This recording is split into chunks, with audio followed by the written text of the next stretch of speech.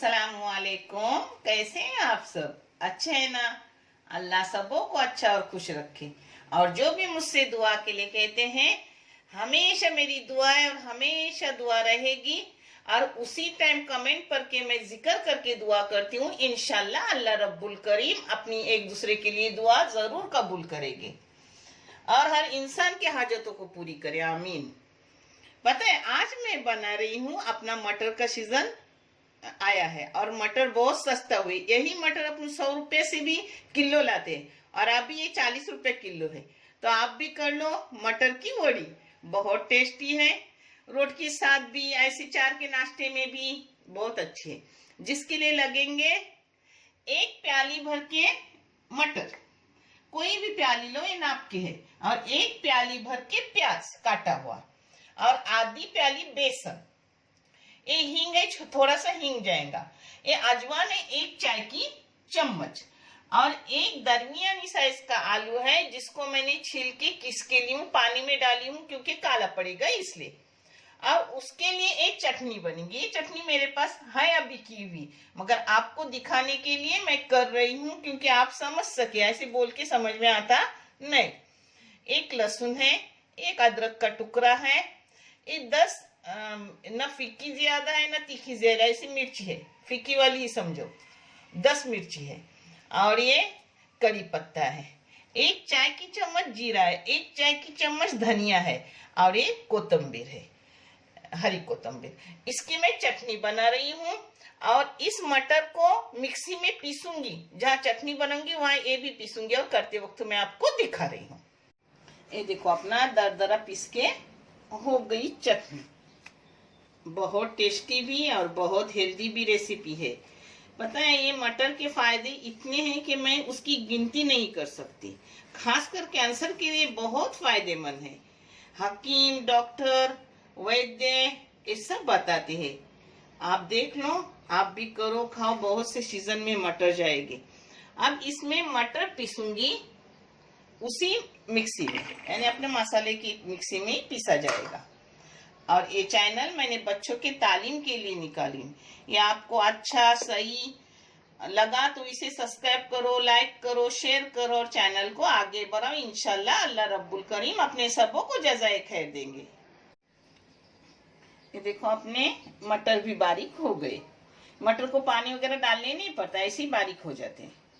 ये देखो, अपने बेसन का घोल कर रही हूँ पानी में, इसको मिलाऊंगी और पतला घोल करूंगी, जो मैं आपको दिखा रही हूँ। ये जो बेसन आधी प्याली थी, वो प्याली भर के पानी लगा घोल करने, पतला घोल करने का। अब मैं बना रही हूँ। देखो, ये 2 चम्मच बड़े मैंने तेल डाली हूँ। तेल आप कम ज्यादा कर सकते हो। इसमें प्याज डाली अपनी,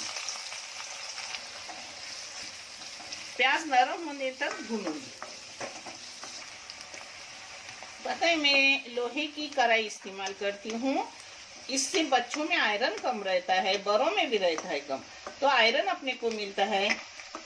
डॉक्टर, हकीम सब बताते हैं अगर आप में भी आयरन कम हो तो लोहे की चीजें इस्तेमाल करो खाना बनाने में, जिससे अपना आयरन पूरा हो जाएगा। अब ये अपना प्याज नरम हो गया, नरम होने तक भूनने का। अब इसमें जाएगा अपना ये मसाला, सब चटनी सब तरीके की हुई। उसके साथ साथ जाएगी अपने मटर ये पीसे हुए। इससे कैसे ढेर सारे मटर अपने पेट में जाते हैं और टेस्टी चीज भी हो जाती है। अभी इसमें भूनूंगी अच्छे से। इसको मैंने अच्छे से 5 मिनट मीडियम आंच पे भून ली। अब इसमें नमक जा रहा है। नमक 1 चाय की चम्मच भर के मैं डाल रही हूँ। आप अपने टेस्ट के मुताबिक डालो, कम या ज्यादा। नमक में हर चीज में डालती हूँ, मीठे में भी डालती हूँ, तो ये तो क्या तीखी चीज है। इसमें जाएगा अपना अजवान 1 चाय की चम्मच, हींग 1 छोटी सी चम्मच जाएगी, और इसको थोड़ा भूनूंगी। इसको दोबारा 2-3 मिनट मैंने भून ली मीडियम गैस पे। और दरदरे मटर रखने के, अक्खा का उसमें रहा तो भी चलता है एक आधा, मगर दरदरे रखने के अच्छे लगती है, बहुत बेहतरीन वाली लगती है। अब इसमें जा रहा है अपना आलू किसा हुआ। एक मीडियम साइज का ये आलू है जिसको मैंने पीस के ली हूँ। अब इसको मिलाऊंगी अपने सब मसालों में।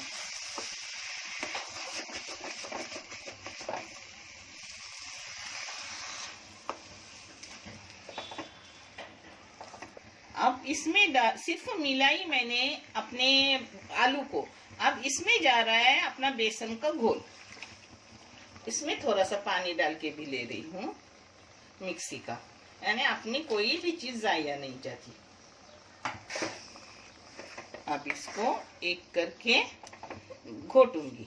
पता है इसमें चाहे तो आप हल्दी भी डाल सकते हो, मगर ये कलर थोड़ा हरा हरा अच्छा दिखता है तो मैं ऐसा ही कलर रख रही हूँ, हल्दी नहीं डाल रही हूँ। हल्दी तो बहुत फायदेमंद है, एंटीबायोटिक है, बहुत से फायदे उसके, मगर कुछ कलर दिखने के लिए भी मैं कभी कभी छोड़ देती हूँ।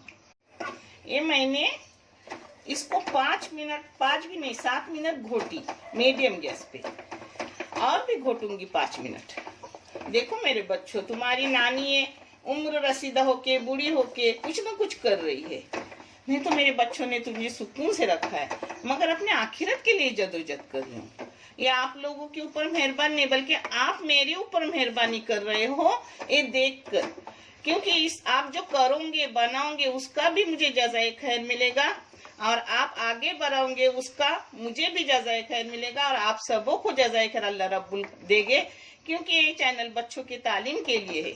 इंशाल्लाह अल्लाह अपने सबों को जज़ाए खैर देंगे। अल्लाह बहुत पसंद करते हैं जब कोई मखलूक की खिदमत करता है, और हमेशा बुराई का जवाब अच्छाई से दो। अगर तुम अच्छाई से बुराई का जवाब दोगे तो बुराइयां खत्म होगी और अच्छाइयां दुनिया में बिखरेगी।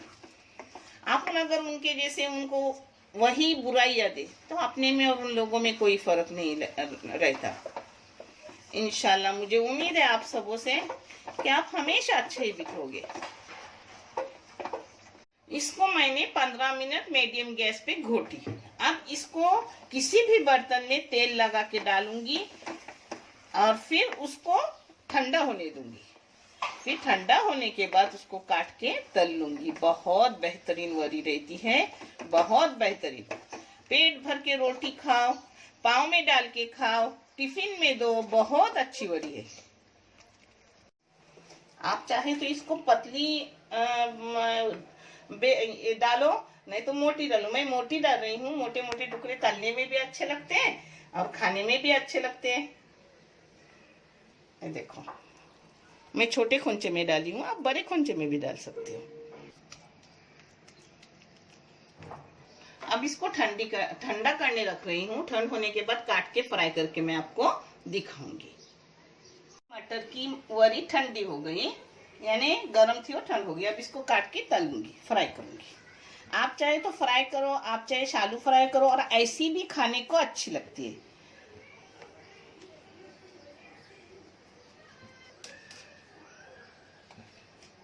ये देखो देखो अच्छे से टुकड़ा निकल गया। मैंने न ज्यादा तेल ली हूँ न कम ली हूँ, मीडियम तेल ली हूँ।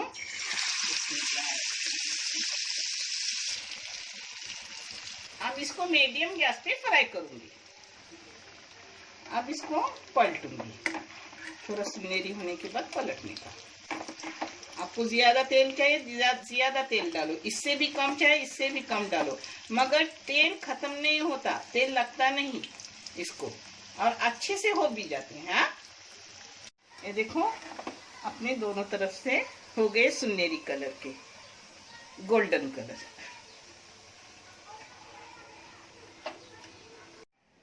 अपनी मटर वरी हो गई रेडी। पता है इतनी अच्छी लगती है, अपने बेसन से भी अच्छी लगती है। जो बेसन अपन बनाते ना उससे भी बेहतरीन लगती है।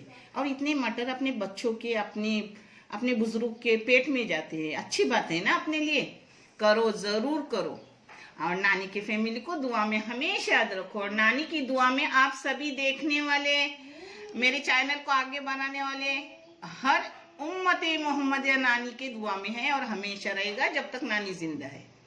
अच्छे रहो, खुश रहो। देखने के लिए जज़ाए खैर। अल्लाह हाफिज।